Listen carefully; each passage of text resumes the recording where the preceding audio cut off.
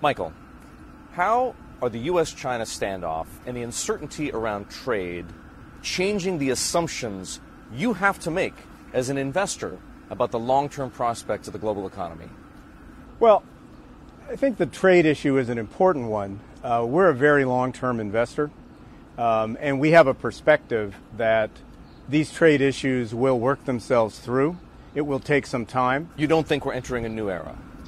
I think we're entering an era where the nature of global trading will change, and some of the geographic dimensions of it may change.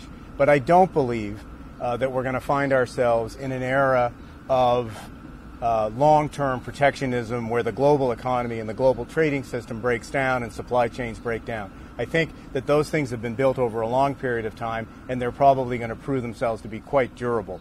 Beyond that, though, I think what we're seeing in the U.S.-China conflict, the tension, is, yes, there's a trade dimension of that, and the trade dimension is very important. But I think it's broader than that, Eric. I think this is an ascendant power and a dominant power, and there's a conflict going on between them. This isn't the first time in history that this has happened.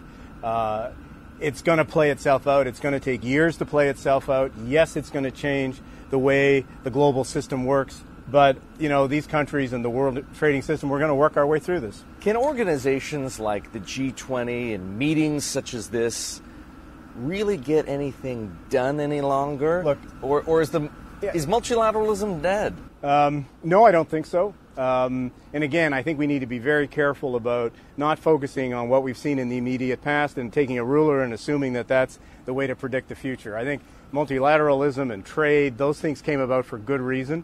And that's why I think over the long term, we're going to continue to see that. But with respect to the G20, just the fact of having people in the same place, of having a dialogue about issues, that in and of itself is intrinsically valuable. The meeting I was at, the reason why I'm here, is a group of investors, of banks, of multilateral banks, the World Bank, all focused on an issue that really matters, which is how to re-inject growth into the global economy. We can't sustainably. Durable growth, focused on productivity in the real economy, sustainable growth environmentally, and inclusive growth, which we all know now how important that is.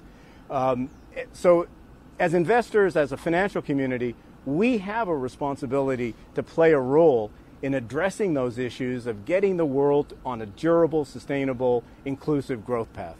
To what degree, Michael, does the USMCA, the new trade agreement, provided, of course, it gets signed here, ease your concerns over Canada-U.S. trade? Oh, I think it does. I think the Canada-U.S. economies are so deeply integrated that I was confident all along that this would get itself resolved because the depth of integration is what it is. So I'm not surprised. I'm pleased that it's been resolved. It removes a layer of uncertainty from the Canadian economy. I think it's good for Canada. I think it's good for the United States and Mexico. Yet there are still tariffs on aluminum and steel.